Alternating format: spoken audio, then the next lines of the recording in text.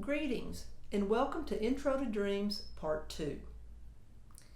Be sure if you like this video, hit the like button.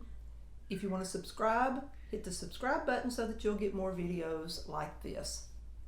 I also wanted to let you know that I have put a brief bio in the description part of this video just so that you can get to know me a little bit better. So with that, I want to thank you for watching this video and let you know what we're going to do today. We're going to have a little review of dreams. We're going to review dream work. Then we're going to look at content and types of dreams. And then we will look at gleaning the message that the dreams have for the dreamer. So dreams are images, places, people, feelings, thoughts, words, and actions that build a story, if you will. Dreams are autonomous. We have very little control over the dreams, and the dream comes when the individual is ready for the message that the dream has. So if you ever begin to think like, oh, I cannot do this dream, I don't want to know what the message is, just remember you wouldn't have had the dream if you weren't ready for what it had to tell you. So know with confidence that you are ready for whatever message that the dream has for you. The other thing to remember is that dreams are a brief look at your life in that specific moment. And dream work is intentionally looking at all those things in your dream. You look at the storyline, you look at the people, you look at images, you look at the feelings, you look at the places, you look at all of those things in order to see what it is that the dream maker is trying to share with you. A really important note here is that only the dreamer can, with any real certainty, know what the dream means. It's like you get a tickle of recognition, a tickle of, that makes sense. That's right. I know that. Perhaps it's something like a memory that you have forgotten, but you will receive a little knowledge. You will know in your heart, in your gut, as opposed to a knowing thought that what the message of the dream is. The other thing, because dreams are multi-layered, you will have many different ahas from a single dream. And that's important to note, that you can't hardly exhaust a dream's meaning. So always return to that, look at that dream, and get information that you can from that. There is a folklore that says, a dream is the magic mirror that never lies. So basically, whatever the dream is saying about you, it's true. Even though you might not want to know it, you might not want to hear it, it's revealing truth to you that you might not know, because again, it's in your unconscious, you don't want to know it, you're not sure you're ready for it, or you've just genuinely forgotten it. So you want to move forward with your dream and your dream work. So let's look at content and types of dreams. And the reason this is important is so that you will know how to work with your dreams and what type the dream is, and it may give you a little bit of insight into the best route to take and the best method to work on your dream. So first of all, you've got yesterday's events. Now, this dream is not necessarily going to be just about yesterday. It could be something about 2 days ago or 2 weeks ago. But it's basically when you have a dream about an external event that actually happened. And in this situation, what you want to look at differences between the two. For example, if you have Sam, and Sam is your supervisor in your outer world, but in your dream, Sam was being supervised by you. Not only that, Sam was female, whereas in your outer world, Sam is male. So you would want to look at those differences. Perhaps somebody in your dream that you work with dresses way unusual and would never dress that way in your outer world. You would want to take a look at that. So differences are the things that you want to look at when you have a yesterday event dream. Then also, the second thing is that you have forgotten dreams. And by that, you look at the dream and you come to realize you know what, I think that actually happened, or something similar actually happened to me about that. I just forgot about it. So sometimes we do forget things. We forget maybe negative situations or negative things that happen to us. Sometimes we forget positive things that happen to us. And sometimes things we forget are just neutral. They're neither positive nor negative. So with that, the dream is saying, but I want you to remember this that happened because there's a message in it for you. I'm using this in order to help you understand something about what's going on with you right now. The third thing is that our dreams will contain people that we know. Now you'll have people in your dreams that you don't know who they are, but you'll also have people in your dreams that you know who they are. 99% of the time when you have a person in your dream that you know in your external life, that is not really about that person.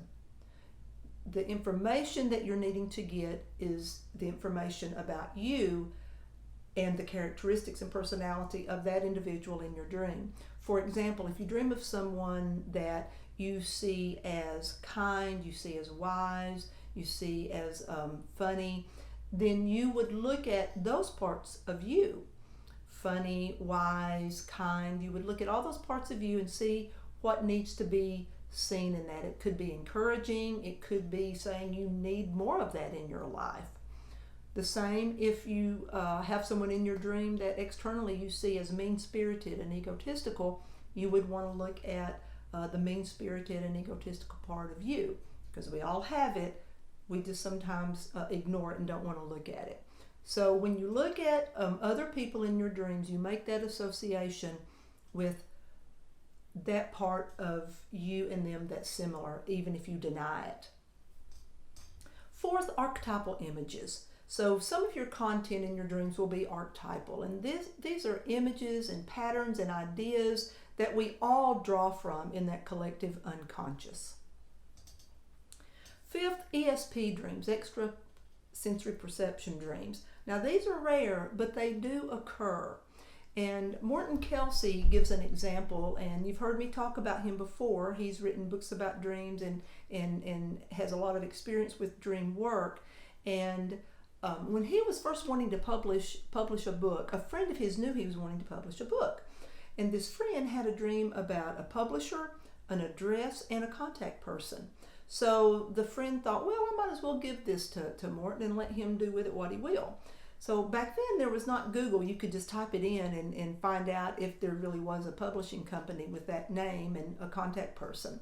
So Morton Kelsey sent his manuscript to the publishing company, to that address, and to that contact person. So long story short, it became published through that company, through that contact person. Now the address was wrong, but it was part of that publishing company. It was just not in the building where the contact person was housed. So anyway, he got that published in, and he found that publisher through his friend's dream. Again, they do happen, but they're rare. The sixth kind of dream is also rare, and it is called a clear dream. And this is where when you wake up, you know the message being given you. You don't have to do dream work. It's just right there, and it's obvious what message it is. Again, those kind of dreams are rare. The seventh kind is called a numinous dream. And this is where the outer spiritual world makes contact with you in your dream. It could be God, it could be Allah, Jesus, a shaman, Jehovah, it could be a saint, could be Buddha. But some spiritual, external spiritual entity makes contact with you in your dream life, and you would want to look at that and interact with that and find out what message this numinous dream holds for you. Number 8, ordinary dreams. And ordinary dreams are dreams that guide individuals. Number 9, big dreams are dreams that guide tribes and clans. Now, when I present this information to a live audience, I always stop at this point and ask if there are any questions. So I'm doing the same here, except just asking you to write your questions in the comment section, and I will respond to those. So now let's move on to gleaning messages. First and foremost, you need to write your dream down. 95% of our dreams are forgotten within 5 minutes of waking up. So that's why it's so important to write those dreams down or an image down, whatever it is you remember from your nighttime dreams, to write it down. I have a video on keeping a dream journal. If you're not quite sure how to do that, please reference that video, and maybe you can get some information from that will help you keep your dream journal. The next thing also is very important. You must take your dreams seriously, and you must go into it wholeheartedly. You have to say, I'm ready to do this. I want to look at my dreams. I want to grow and learn. So without that, if you just half-heartedly go in, well, okay, I'll see what this dream might mean. Let me try to work on it. You probably won't get very far. So if you take them serious, if they have a message, and you look at them wholeheartedly. The other thing about dreams is being grateful for them and holding them sacredly. Hold them close and hold them sacredly. Next, in gleaning messages from our dreams, we want to look at images. And with images, you make associations. You know, when you have an image in a dream, what is it that you think of about that image? You also want to be sure and stay focused on that image. You don't want to chase rabbits, so to speak. And what I mean by that is, for example, I had a dream with an image of a pine cone in it. So I did an association with pine cones, what pine cones mean to me. And one of the things that a pine cone I think of when I think of a pine cone is it comes from a pine tree. Well, I didn't dream about a pine tree. I dreamt about the pine cone. So I would not want to go, oh, it came from a pine tree. And well, a pine tree, when I think of a pine tree, I think of a tall, I didn't have a pine tree in my dream. So I don't want to look at that. You don't want to chase that rabbit. Just focus on the pine cone. So whatever image you have in your dream, focus on that, and don't get sidetracked by something that you connect with that pine cone or with that image, I mean. So you want to be sure and look at that image specifically. The other thing is looking at dreams, images, symbols, places, people that repeat themselves. If you're getting something again and again and again, that dream is saying, pay attention to this. There's a message you need. I want to give this to you, but you're not getting it, you're ignoring it, or you're pushing it down. So be sure anything that repeats, be sure and pay attention to that and work with that until you can get a message and aha from that. Next, another way you can look at your dream and get some information is by looking at it like a movie. In a movie, you don't necessarily go, what is that? What's happening here? I don't understand that. Now, you might sometimes, but mostly you just watch a movie and you can follow it. When you look at your dream as a movie, you also want to read it out loud. You want to look at scene per scene per scene and imagine that vividly, just as when you dreamt it. Now, you know how I do anyway, at least sometimes I will interact with characters in a movie. For example, one of my favorite movies is The Birds by Alfred Hitchcock. Toward the end of that movie, Melanie, the character, one of the main characters in the movie, it's dark, everybody's asleep, something wakes her up, so she starts going upstairs because she hears a noise, and you're thinking, what are you doing? Why are you going upstairs? Sit back down. Well, you can do that with your dream images, with people in your dreams. You want to ask them questions. You want to hold those questions. You don't necessarily have to get an answer, but you want to hold those questions. And later we're going to talk about dialoguing with dream characters. Not later in this video, but in another video when we start looking at dream methods and dream techniques specifically. So you want to look at that and dialogue with ask questions to the characters and hold those questions close to your heart and just be with them. Last, learn about archetypal symbols. Again, archetypal symbols are those patterns, those ideas that are in our collective unconscious and across the board have similar meanings and patterns across cultures, across nations, across ages, across generations. These meanings have similar meanings. These images, have similar meanings. So one of the things, they may come from mythology, biblical stories. For example, a dove is often thought of as peace, the spirit. this dove also symbolizes a spirit. The other thing, another example might be Achilles' heel. When you think of an Achilles' heel, archetypally you think of weakness. So you want to be sure and familiarize yourself with archetypal images. However, remember, first and foremost, you want to make your associations with an image before you go into the archetypal meanings of something. For example, archetypally, any kind of transportation that you have in your dream, archetypally means traveling along in your journey of life. But what that is specifically, you would want to make associations with. So I have a dream of a motorcycle in my dream. So I know that somehow archetypally this motorcycle, because it transports me places, is talking about my journey in life. But then I would look at the motorcycle. What do I associate with motorcycles? I associate freedom. I associate danger. I associate quick traveling, fun. So I would look at those things and think about fun, freedom, travel on my life journey.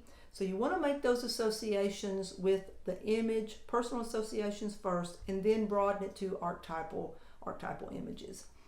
And not every image is going to be archetypal, but some will be, definitely.